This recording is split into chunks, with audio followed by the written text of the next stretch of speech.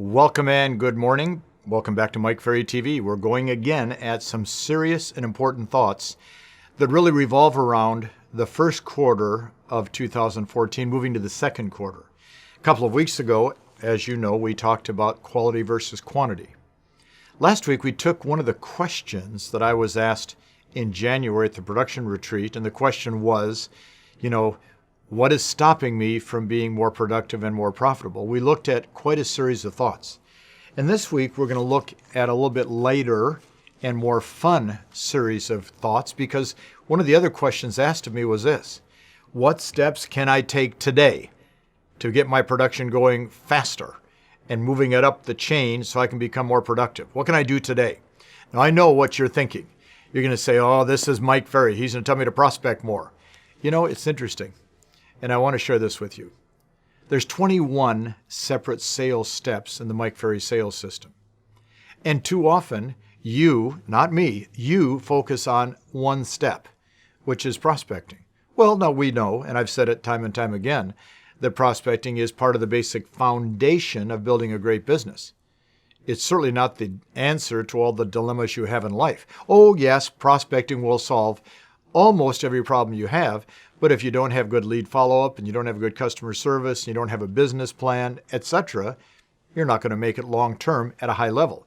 So we have to look at the fact that, yeah, you have to prospect, but this is not what we're going to talk about today. So today I'm going to look at, okay, Mike, I'm here and I want to get to here by the end of this year. I'm here on today's date and I want this much more production over the next 6, 12, 18 months. Mike, by the end of 2014 or by the middle of 2015, I want to have this type of productivity. How do I do it?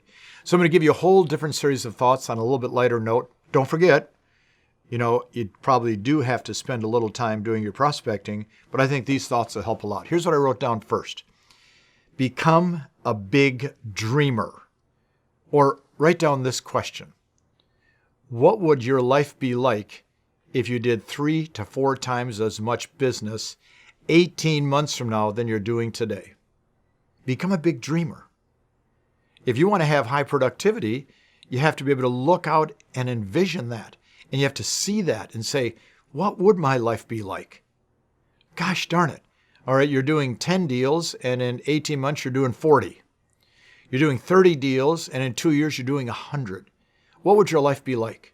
See, to raise your level of productivity, you have to raise the level of the dreams that you have. Second thing I wrote down, you have to fall in love with the field of selling. I got to tell you guys and gals, I got involved in the real estate business at age 18. I am very soon going to be 69. Well, think about that. That's 50 years I've been involved in the field of sales and the field of real estate. I happen to love this business. I happen to love real estate. I happen to love being involved in sales. I love the communication. I love the learning curve. See, when you fall in love with something, all of a sudden people say, wow, I want to deal with that person because that agent's really good because you can see they love what they do. Now, does that mean you're not going to have some disappointing days? Of course you are. But if you fall in love with selling, how do you fall in love with selling? Study it, study it, study it, study it. Third thing I wrote down. If I want to have higher productivity, I got to focus on my strengths, not my weaknesses. Isn't it sad that most people focus 100% on their weaknesses? I've never quite understood that. Okay, what do you do best? Okay, there are certain things you do well. Why don't you, for the next week, keep a scratch pad next to you with a pen, and when you're doing something well, make a note of that. Or let me tell you what I did 100 years ago when I was a real estate person. Monday, Tuesday, Wednesday, Friday, Saturday. At the end of each day, I would take a 3x5 card and I would write down anything that I could remember that I did exceptionally well that day. And I did that every day. And I did that for virtually a couple of years. Well, what I would do is I would take and write down one thing I did well, put it in my pocket. Tuesday, one thing I did well that day. Now, it might have been something as minor as I showed up for work. Right. I combed my hair. It never was that stupid, but it could be that dumb. Anything you did well. And then every Friday or every Saturday at the end of the week, I'd look at what I wrote. And then I kept those in a file in my desk. Because, see, my thought was, on the days you have some. I did too. When you're not doing as well as you would like, I would pull out 2 or 3 cards and read them. Oh, I haven't done that for a while. Whoa, I haven't done that for a while. Oh, I haven't done that for a while. Now, I've had people say to me, I tried this for 5 days. I never did anything well. Oh, you're doing a lot of things well. You're just not identifying them. Focus on your strengths. And then I wrote down the 4th way to really understand how good you can become is to understand the value of being self-employed. There's so much value in being self-employed. You know, you've met agents in real estate. You've heard about them. You may have seen them. You may have talked to them. They make $2, $3, $5, $6, $800,000 a year, $1 million, $2 million, $5, $2 million a year. Now think about this. Where could any of us get a job making that much money? Who's going to employ us and pay us $1 million a year? The answer is nobody. It's just not going to happen. Do you realize that selling is the highest paid profession in the world? Which it is. Or as Doug Edwards said one time, it's the highest paid hard work and the lowest paid easy work there is. The value of being self-employed. There's so much value as long as you take advantage of it. Next thing I wrote down, if I want to be a top producer, I never consider the possibility of failure. Oh, I'm going to fail 5, 6, 8, 10 times a day. I'm going to look at failure in the face because I'm going to say to that for sale by owner, would you like me to come by and talk to you about the sale of your property? And they go, no, and they slam the phone down. Well, that's a failure, but I'm not going to let that run my day. Do we let little simple failures run our day? Folks, I never even consider the possibility of failure. And then I wrote down next, to become a better and top producer, develop a clear sense of direction. Or in essence, do you really have a business plan? Okay, we're a few months into the year. It's not too late to write one. Do you have a clear sense of direction as to what you're going to do this year? But how about the next thought? Outwork your competitors. Outwork your competitors. We're in a business where hard work is almost non-existent. See, if you get the MO in town of being a truly hard... Now, I see this every day. Agents, they send me emails and I get business cards and it always says, the hardest working realtor in town. What a bunch of crap that is. It's not what you write, it's what you do. I've never written that I'm the hardest working speaker, coach, and trainer. I try to exhibit that. Guess what? If you watch me work, I work. Okay? I work. I give it 105% every day. Outwork your competitors. I have won because I'm willing to outwork my competitors. If my competitors are watching, I win because I outwork you. You know it and I know it. Next thing I wrote down, to become more productive. Spend time with the right people. Gunther Kloss, one of my very first mentors, said to me, you have to spend time with people you enjoy, people you can learn from, people you can teach, and people you can profit with. He drilled that into my head. Spend time with the right people because, see, they keep you up and they keep you motivated, they keep you enthused, they keep you excited. Spend time with people you enjoy, people you can learn from, people you can teach, and people you can profit with.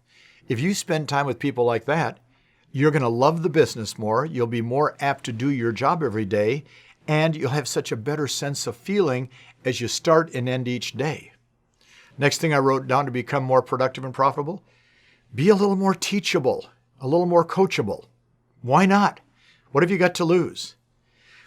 I say this all the time. Do you honestly think for a minute that I'm going to ask you to do something that's designed to hurt your productivity? Do you honestly think for a minute I'm going to ask you to do something that's going to hurt your production and profit? No. I have only one goal. You get better and the world gets better. You become more productive and your life becomes better. Your husband, your wife, your kids, the community, everybody's life is better when you do your job better. You got to be coachable. I can't even tell you how many of the people that join our coaching, and in the first couple of calls, the coach called me and say, I can't believe this person virtually has been arguing on every single thing I've said the first 2 or 3 calls. I called the person. What in the world is the matter with you? They go, what are you talking about? Why are you fighting with your coach? Well, I don't like what the coach is telling me to do. Well, then for God's sakes, why did you hire a coach? You sound like a real estate agent. You got to be coachable. You got to be teachable. I wrote down next. Watch this. Be prepared to climb from peak to peak and accept the valleys. Bill Gove, wonderful speaker. I'm not even sure if Bill's alive today. He'd probably be in his 90s. Wonderful man. I met him in the early 60s. And he talked about the peaks and the valleys of life. Boy, it's so much fun up here. You can see the world. In the valley, you only get to see the hills on each side. But you cannot get to the peak unless you come out of the valley. And be prepared that as you go from peak to peak, listing to listing, sale to sale, check to check, there will be some valleys in between. Accept those as part of the process. Then the next thing I wrote down, develop the ability to bounce back quickly. Bounce back quickly. You're going to have days where you say, I don't even know why I got my real estate license. But guess what? The next day, you got to bounce back and do your job at the highest level. And of course, the next one I wrote down was focus on continuous personal development. You can't stress it enough. You got to develop a strong learning system for yourself. And if you're not willing to develop a strong learning system, what kind of a chance do you have?